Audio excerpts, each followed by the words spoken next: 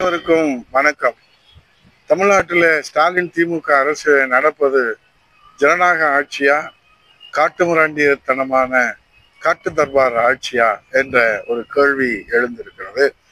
சிவகங்கை மாவட்டம் மடப்புறம் கோவில் காவலாளி அஜித்குமார் என்பவர் காவல் நிலைய விசாரணைக்கு அழைத்து செல்லப்பட்டு கொடூரமாக கொலை செய்யப்பட்டதாக தற்போது தமிழகம் முழுவதும் இன்றைக்கு justice for Ajithkumar justice for Ajithkumar என்ற இன்றைக்கு தேசிய அளவில் இன்றைக்கு நீதி கேட்டு ட்ரெண்டிங் ஆகி உள்ளது. ஆகவே தமிழகத்தில் இருப்பது காவல் நிலையமா கொலை நிலையமா என்பதை தமிழக மக்கள் தான் தீர்ப்பளிக்க வேண்டும். ஏனால் இந்த அரசு இது குறித்து எந்த கவலையும் படவில்லை. ஆகவே ஜஸ்டிஸ் ஃபார் அஜித்குமார் காவல் நிலையமா கொலை நிலையமா? ஸ்டாலின் அவர்களே, இதற்கு பதில் சொல்வதற்கு நீங்கள் முன் வருவீர்களா என்பதுதான் தற்போதைய கேள்வியாக இருக்கிறது. விக்னேஷ் லாக்அப் மரணத்தின் போது அப்பா ஸ்டாலின் சட்டப்பேரவையிலேயே பச்சை பொய் பேசியவர் தானே நீங்கள். இதற்கும் அதே போல் பொய் தான் பதிலாக வருமா? 2021 ஆகஸ்ட் தஞ்சை மேற்கு காவல் நிலையத்திலே சத்தியவாணன் அழைத்து செல்லப்பட்டு உயிர் இழந்தார். இதெல்லாம் தேசிய மனித உரிமை ஆணைய தகவல் படி தான் இன்றைக்கு தமிழக மக்களுக்கு நாங்கள் நினைவூட்டுகிறோம். 2021 செப்டம்பர் பரமத்தி வேலூர் காவல் நிலையத்தில் மணிகண்டன் அழைத்து செல்லப்பட்டு உயிரிழந்தார். 2021 டிசம்பர் மாதம் ராமநாதபுரம் காவல் நிலையத்தில் மணிகண்டன் என்ற கல்லூரி மாணவர் அழைத்து செல்லப்பட்டு உயிரிழந்தார். 2022 பிப்ரவரி நெல்லை காவல் நிலையத்தில் சுலைமான் என்பவர் அழைத்து செல்லப்பட்டு உயிரிழந்தார். 2022 ஏப்ரல் சென்னை தலைமைச் செயலக காவல் நிலையத்தில் விக்னேஷ் என்பவர் அழைத்து செல்லப்பட்டு உயிரிழந்தார். 2022 ஏப்ரல் திருவண்ணாமலை காவல் நிலையத்தில் தங்கமணி என்பவர் அழைத்து செல்லப்பட்டு உயிரிழந்தார். 22 ஜூன் பழைய கொடுங்கைநல்லூர் காவல் நிலையத்தில் அப்பு என்பவர் அழைத்து செல்லப்பட்டு உயிரிழந்தார். 2021 2 மரணம், 2022 4 லாக்அப் டெத் மரணம், 2023 7 லாக்அப் டெத் மரணம் என்று ஏதோ வரி உயர்வு போல மரணத்தினுடைய எண்ணிக்கை உயர்ந்து கொண்டே இருப்பது. லாக்அப் இதுவரை 25 என்று நமக்கு செய்திகள் தெரிவிக்கிறது. இது குறித்து நம்முடைய மாண்புமிகு எதிர்க்கட்சி தலைவர் சட்டமன்றத்தில் 2022 மார்ச் 6ஆம் தேதி காவல்துறை மானிய கோரிக்கையில இந்த லாக்அப் டெத் மரணத்தின் குறித்து அதனுடைய கொடுமை குறித்து சட்டப்பேரவையில முன்வைத்தார்கள். மாண்புமிகு முதலமைச்சர் அவர்களிடத்திலிருந்து உரிய பதில் கிடைக்கவில்லை. மாண்புமிகு எதிர்க்கட்சி தலைவர் கேட்டதையும் நேரடி ஒளிபரப்பு செய்யவில்லை. அதே போல இப்போது முத்துக்குமார் என்ற காவலர், அவருக்கும் பாதுகாப்பு இல்லை, காவலருக்கும் பாதுகாப்பு இல்லை, விசாரணைக்கு அழைத்து செல்லப்படுகிற அவர்களுக்கும் மக்களுக்கும் பாதுகாப்பு இல்லை என்ற நிலைதான் இன்றைக்கு ஜஸ்டிஸ் ஃபார் அஜித்குமார் என்பதை தேசிய அளவில் இன்றைக்கு கேள்வி கேட்டு ஒழுக்கி கொண்டிருக்கிறார்கள் இந்த அரசு என்பதை இந்த நேரத்திலே தெரிவித்துக் கொண்டு, இதையெல்லாம் இந்த அரசு வேடிக்கை பார்க்கிறதே. ஒருவேளை ஸ்டாலின் அவர்கள், அப்பா ஸ்டாலின் அவர்களுக்கு நிர்வாகம் தெரியவில்லையோ என்கிற சந்தேகம் கூட எழுகிறது. நிர்வாகம் தெரியவில்லையா, அல்லது நிர்வாகம் தெரிந்து அதை கையாள தெரியவில்லையா, அல்லது தெரிந்தே மக்கள் சாகட்டும் என்று விட்டு விடுகிறார்களா? விசாரணை கைதிகள் எப்படி தொடர் மர்ம மரணம் ஏற்படுகிறது என்பதுதான் இந்த தமிழ்நாட்டு மக்களுடைய கேள்வி.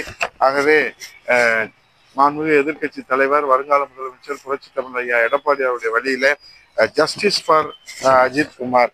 இந்த நேரத்தில் நான் ஒன்றை சொல்ல வேண்டும். இங்கிலாந்தின் ஸ்காட்லாந்து யார்டுக்கு நிகரான காவல்துறை புரட்சி தமிழர் ஐயா எடப்பாடியார் அவர்களுடைய காலத்திலும், நம்முடைய இதய தெய்வம் புரட்சி தலைவர் அம்மாவுடைய காலத்திலும் காவல்துறை இங்கிலாந்து ஸ்காட்லாந்து யார்டுக்கு நிகரான காவல்துறையாக வழி நடத்தினார்கள்.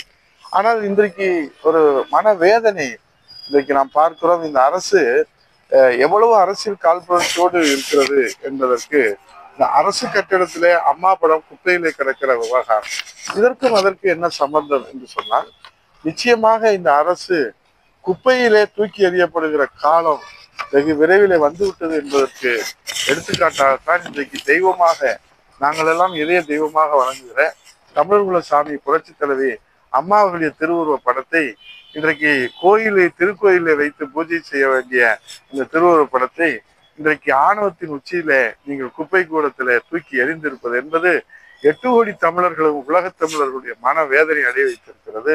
ஆகவே கழக புரட்சி தலைவி அம்மா பேரவை அம்மாவின் திருநாமத்திலே இன்றைக்கு மக்கள் பணி மக்கள் சேவை ஆற்றி வருகிற தொண்டர்களும் இன்றைக்கு அனைத்து இந்திய அண்ணா திராவிட முன்னேற்ற கழகத்தினுடைய ஒட்டுமொத்த தொண்டர்களும் பொதுமக்கள் மகளிர்கள் அம்மா அவர்கள் இந்த நாட்டுக்காக தன்னை அர்ப்பணித்த தெய்வ தலைவி அம்மா அவர்கள். அதனால்தான் இன்றைக்கு அம்மா அவர்களுக்கு திருக்கோயில்களை கட்டி உலகத்துல எந்த தலைவருக்கும் இல்லாத வகையில புரட்சி தலைவர் எம்ஜிஆர், புரட்சி தலைவி அம்மா. ஆகவே இதையெல்லாம் நீங்கள் இன்றைக்கு ஒரு சாக்கு போக்கு சொல்லி குப்பை கூடத்திலே அந்த திருவுருவப் படம் இருக்கிற போது எங்கள் இதயத்திலே ரத்தம் வடிகிறது. இதை கண்டித்து மாண்புமிகு எதிர்க்கட்சி தலைவர் வருங்கால முதலமைச்சர் அம்மாவுடைய விசுவாச முதன்மை தொண்டர் ஐயா எடப்பாடியார் அவர்கள் கண்டனம் தெரிவித்திருக்கிறார்கள். அதே போல இன்றைக்கு நம்முடைய கழக பொருளாளர் அவர்கள் அவருடைய திண்டுக்கல் மாவட்டத்தில் நடைபெற்றிருக்கிற வேடசத்துவத்தில் நடைபெற்றிருப்பவர்களை கண்டனம் தெரிவித்திருக்கிறார்கள். ஒட்டுமொத்த தொண்டர்கள் மனக்குமரலோடு இருக்கின்றார்கள். இதையெல்லாம் இந்த அரசு கண்டும் காணாமல் இருப்பது வேதனையின் உச்சமாக இருக்கிறது. தெய்வ தலைவியை அவமதித்த அந்த சண்டாளர்கள் நிச்சயமாக தெய்வம் ஒரு நாளும் தண்டனிலிருந்து அவர்கள் தப்ப முடியாது. ஆகவே மக்கள் தொண்டே மகேசன் தொண்டு என்று வாழ்ந்த புரட்சி தலைவி தமிழர் குல சாமி இதய தெய்வம் தங்க தாரகை அம்மா அவர்களுடைய திருவுருவ படத்தை அந்த குப்பை தொட்டியில வீசிய அந்த கயவர்கள் தண்டிக்கப்பட வேண்டும், நடவடிக்கை எடுக்கப்பட வேண்டும். இதையும் இந்த அரசு கண்டுகொள்ளாமல் இருக்கக்கூடிய நிலை வறுமையானால் மாண்புமிகு எதிர்க்கட்சி தலைவர் புரட்சி தமிழர் ஐயா எடப்பாடியார் அவருடைய ஆணை பெற்று கழக புரட்சி தலைவர் அம்மா பேரவை அம்மாவின் திருநாமத்திலே மக்கள் பணியாற்றுகிற அம்மா பேரவை மாபெரும் எதிர்ப்பு போராட்டம் நடத்தவும் நாங்கள் தயங்க மாட்டோம். எங்கள் தெய்வ தலைவர் புரட்சி தலைவர் அம்மா அவர்களுக்காக சிறை நிரப்பும் போராட்டத்திற்கும் நாங்கள் அஞ்ச மாட்டோம், தயங்க மாட்டோம், பின்வாங்க மாட்டோம். அம்மா தெய்வத்தை அவமதித்த அந்த சண்டாளர்கள் மீது நடவடிக்கை எடுத்து அந்த போர்க்கால அடிப்படை நடவடிக்கை எடுக்க வேண்டும். இல்லையென்றால் இதை கண்டித்து புரட்சி தமிழர் ஐயா எடப்பாடி அவருடைய ஆணை பெற்று நாங்கள் சிறை நிரப்பு போராட்டத்திற்கும் அஞ்ச மாட்டோம், பின்வாங்க மாட்டோம் என்பதை தெரிவித்துக் கொண்டு இங்கே எங்கும் ஊழல் எதிலும் ஊழல், இங்கே மாநகராட்சியிலே ஊழல் தலைவிரித்து ஆடுகிறது. இதையும் இந்த அரசு கண்டுகொள்ளாமல் இருப்பது வேதனை உச்சமாக இருக்கிறது. ஆகவே உரிய நடவடிக்கை எடுத்து மக்களை காப்பதற்கு இந்த அரசு முன் வருமா அல்லது மக்களால் இந்த அரசு தூக்கி எறியப்படுகிற கால தொலைவில் இல்லை. புரட்சி தமிழர் ஐயா எடப்பாடி அவருடைய எழுச்சி பயணம் ஜூலை 7 துவங்க இருக்கிறது. அந்த புரட்சி பயணம் வெற்றி பயணமாக வெற்றி வாகை சூடும். இந்த தாய் தமிழ்நாட்டிலே ஆட்சி மாற்றத்தை ஏற்படுத்தும். அம்மாவின் ஆட்சி மலரும். அப்போது தெய்வ தலைவி புரட்சி தலைவி அம்மாவுடைய திருவுருவப்படம் தென் தாஜ் கோட்டையிலே எல்லா இதயங்களிலும் குடிகொண்டிருக்கிற அம்மாவுடைய திருவுருவ படத்தை நீங்கள் இன்றைக்கு குப்பையில தூக்கி வீசியிருக்கிற இந்த ஆணவத்திற்கு சவுக்கொடி கொடுக்கிற தீர்ப்பாக வருகிற 2026 நடைபெறும் என்பதை சொல்லி மகத்தான தீர்ப்பை வழங்குவதற்கு முத்திரை பதிக்கின்ற தீர்ப்பை வழங்குவதற்கு புரட்சி தமிழர் ஐயா எடப்பாடி முதலமைச்சரின் அமர்த்துவதற்கு மக்கள் தயாராகிவிட்டார்கள். எங்கள் தெய்வ தலைவியினுடைய புகழ் இந்த வான் உள்ளவரை, இந்த வையம் உள்ளவரை, இந்த பூமி உள்ளவரை, இந்த உலகம் உள்ளவரை, காற்று உள்ளவரை, நீர் உள்ளவரை, நெருப்பு உள்ளவரை, பஞ்சபூதங்கள் உள்ளவரை புரட்சி தலைவி அம்மா அவர்கள் மடிக்கணினி தந்த அம்மா அவர்கள், ஆலயங்கள் தோறும் அன்னதானம் வழங்கிய அம்மா அவர்கள், புரட்சி தலைவி இதயதெய்வம் அம்மா அவர்கள் பெண் குழந்தை பாதுகாப்பு திட்டம், தொட்டில் குழந்தை திட்டம், பெண் கமாண்டோ படை, மகளிர் காவல் நிலையம் என்று ஆயிரம் பசுமை வீடுகள் தந்த அம்மா அவர்கள், கறவை பசுக்கள் ஆடுகள் தந்த அம்மா அவர்கள், இருசக்கர வாகனம் தந்த அம்மா அவர்கள், தாலிக்கு தங்கம் திட்டம் தந்த அம்மா அவர்கள், மிக்சி கிரைண்டர் மின்சார விசிறி தந்த அம்மா அவர்கள், தன்னையே தந்த அம்மா அவர்களை புகழ் என்றைக்கும் நிலைத்திருக்கும்.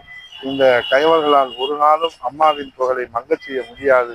அப்படி அவர்கள் அந்த முயற்சியை எடுப்பார்களானால் அவர்களுக்கு தோல்வியே இந்த மக்கள் பரிசாக தருவார்கள் என்று சொல்லி கண்டனத்தோடு கனத்த இதயத்தோடு வேதனையோடு அம்மா அவர்கள் திருவுருவப் படத்தை அவமதித்த அந்த கைவர்களுக்கு தண்டனை தர வேண்டும் என்று நான் கண்டனத்தை தெரிவித்தேன். வணக்கம்.